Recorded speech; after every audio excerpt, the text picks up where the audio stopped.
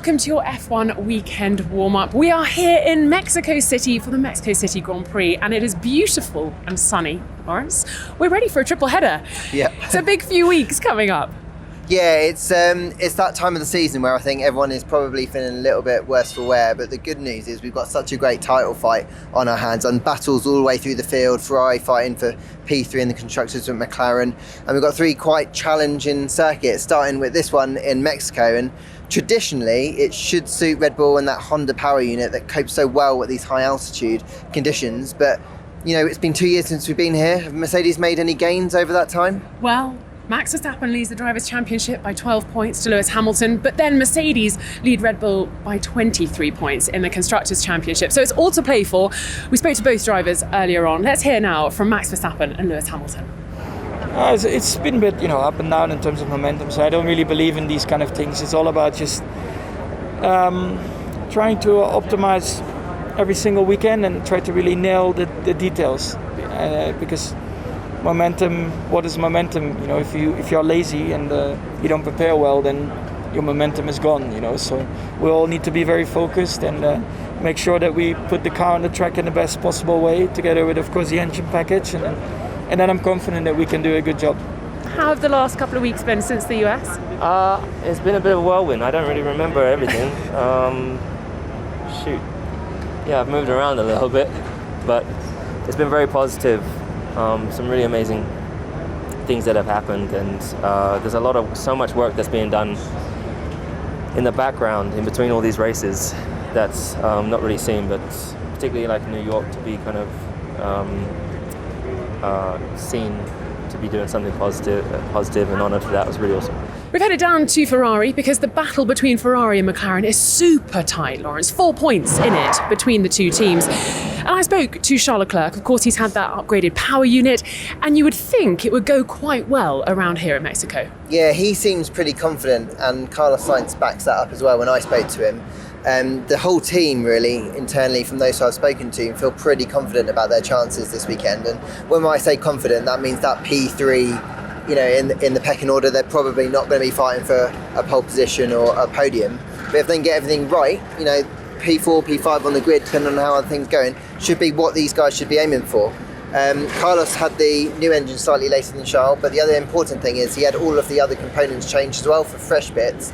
So he's kind of got the boost from that he's been carrying for a long time, and this new hybrid engine, and he's now had 10 races in the points consecutively.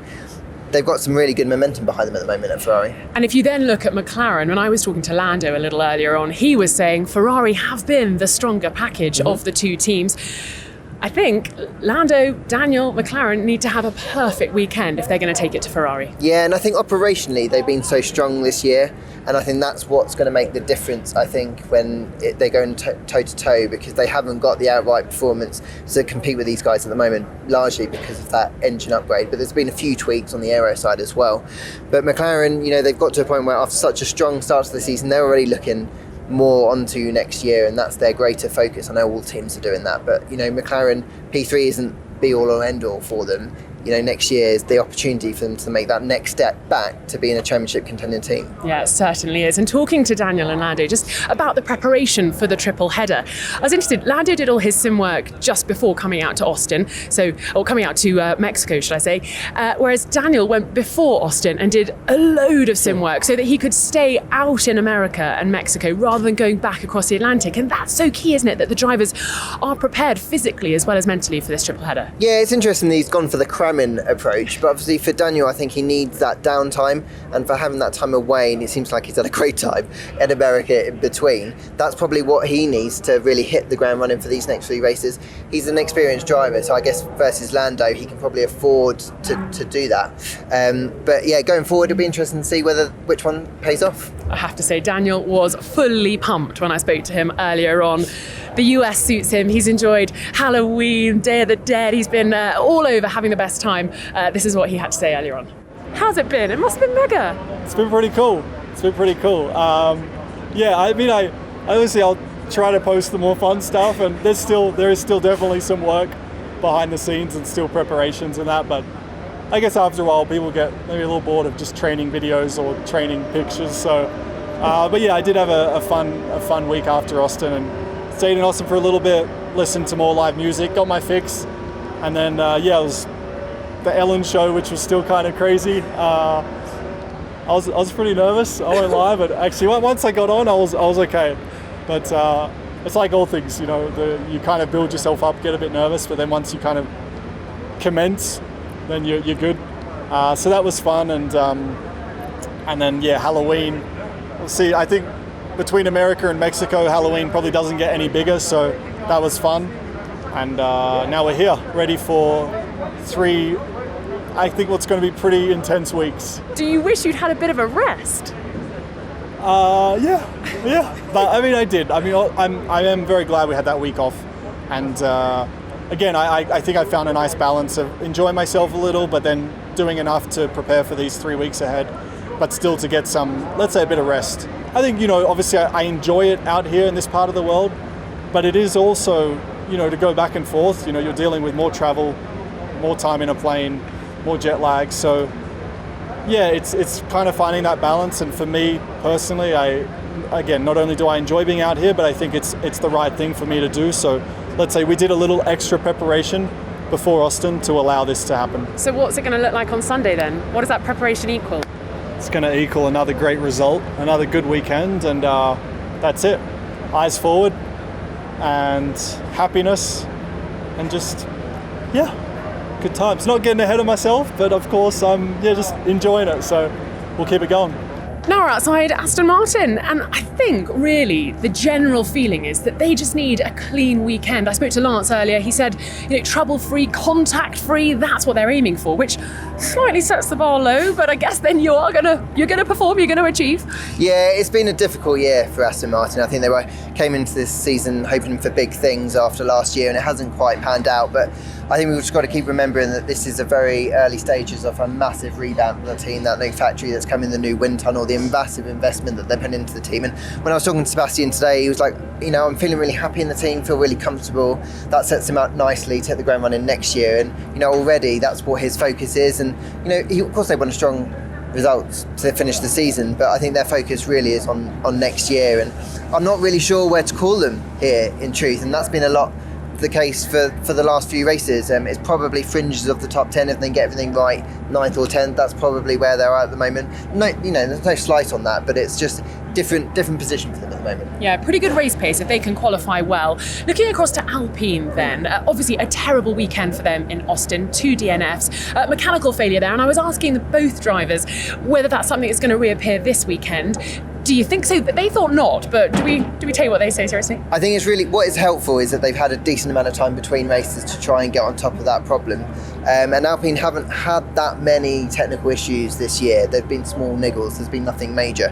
So hopefully they can take a little bit of heart from that. They've been super competitive this year in the midfield, and they've got that really tight battle with AlphaTauri now. So they really need to get back on that point scoring routine. It was amazing actually that was the first race this year. They've not scored with either car, so they'll be hoping to get back on the bandwagon here. Fernando, it's interesting that I think as we're coming into the end of this season, he's still pretty aggressive and he's still pretty feisty, but the results can't quite match in what they were early in the season, so I'll be interested to see what Fernando we see this weekend. Well, let's hear from him now. It was bad weekend. No much to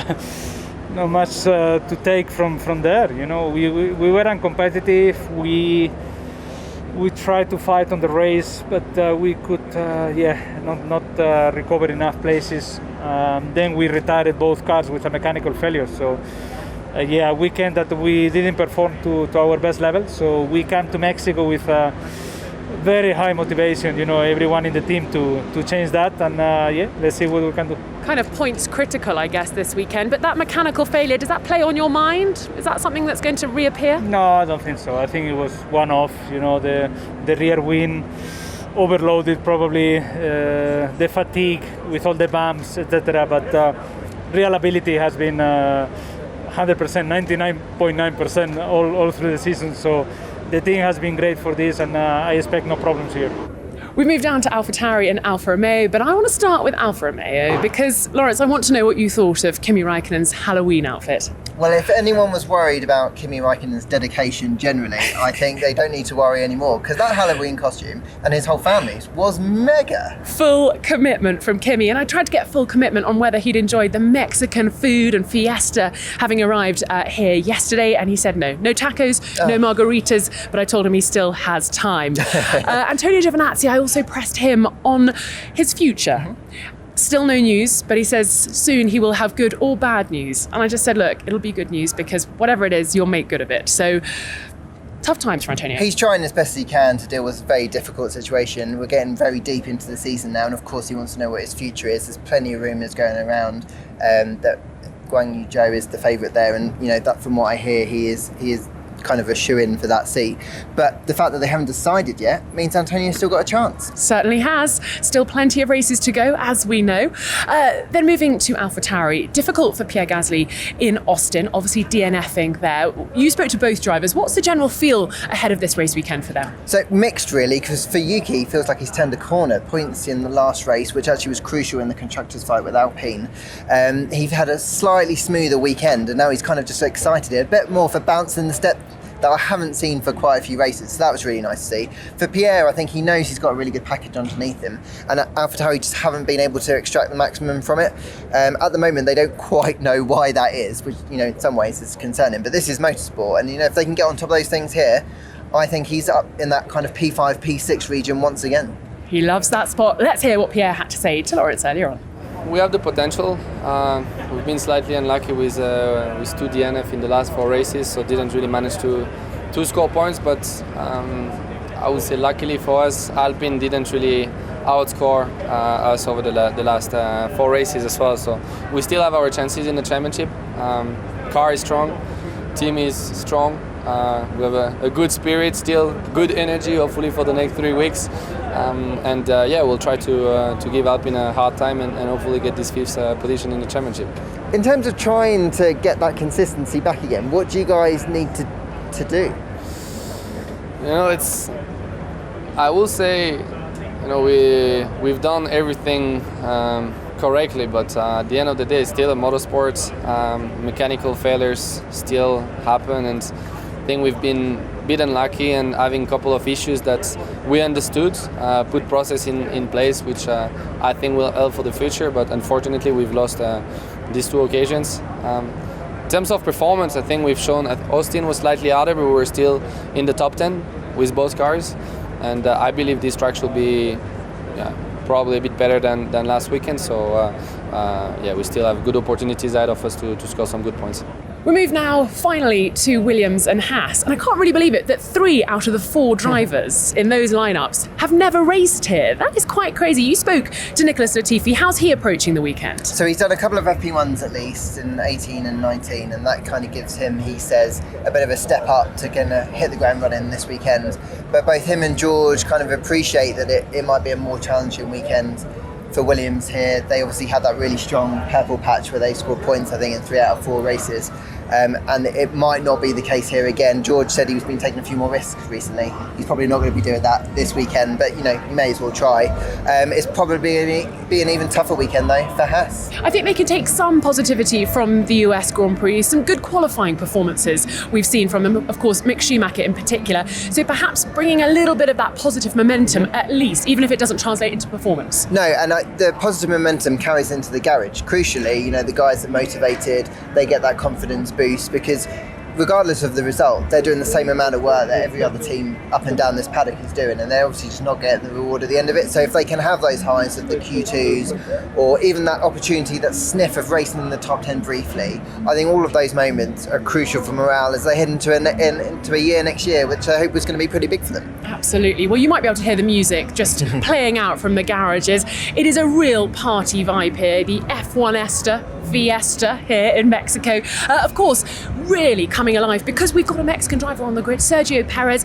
Checo's going to play an important part of the weekend, not just because he's the hometown hero, but because when it comes to the Drivers' Championship, he could have to do something he doesn't want to do and give up a place, potentially top step of the podium, to help Max out. Do you think that's something we're going to see this weekend, Lawrence? I think it's going to be a real difficult challenge for Red Bull, for Christian Horner, for that pit wall, if we do find a scenario where Checo is leading in his home race and Max is behind him, because the reality is, for the championship, they have to swap places, and Checo gets that, but the 140,000 people who are here, mostly for Checo, the 140,000 people who turned up for his demo early in this week for Checo, aren't going to want him to do that. So I'm intrigued to see what's going to happen, and he's buzzing right now, and he's been on a real turn of form recently, so he could well be leading this Grand Prix this weekend. Well, you say he gets that. I asked him earlier what might happen in terms of team orders.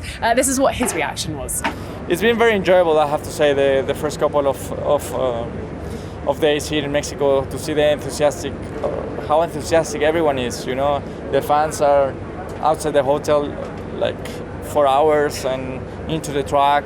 I mean, Sunday is gonna be crazy here. It's gonna be a very nice experience, not just for myself, I think for the whole Formula One. We've had great races, and I hope this Sunday it's another level. I think everyone is looking forward to it.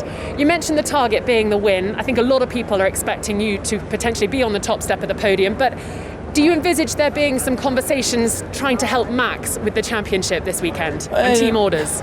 I mean, I think at the moment there's not a lot of point in discussing them. I think let's wait and see where we are on Saturday before the race, and then we'll see what we are able to do, and go from there, really. Forasol is an incredible place to be during the Mexican Grand Prix, but the moment team orders may or may not be called, I'm a bit nervous what might happen down there, Lawrence. I'm going to be this end of the paddock. Yeah, it could all kick off, really, because the passion here in Mexico for Formula One firstly, but then for their home driver Sergio Perez, and he's in a car that can go for pole and the win. I can't wait to see how it all unfolds. Well, as Checo says, no need to talk about it until the situation presents itself. It's that time of the show, the Lawrence. most stressful time of the show. It's time for predictions. Oh, we need a jingle, don't we? I've just done it. There you go. Saved you lots of money. Who's your top three this weekend?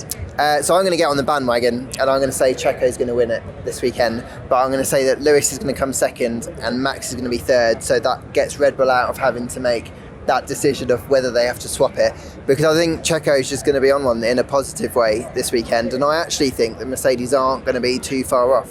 What about you? Well, I'm just going to do something we've seen quite recently, a bit of deja vu, a bit of Austin. So I'm going to do Max Verstappen for the win, Lewis Hamilton P2, and then Checo Perez P3, because I just want to see Forasol erupt. And I think it will, regardless, whether he's on the podium, P2, P3, P1. So there we go. That's my top three. Well, we'll have to wait and see. We've gone quite different, haven't we? We'll have to see how it all pans out. Lawrence, thank you so much. Thank you so much for joining us, and enjoy the Mexican Grand Prix.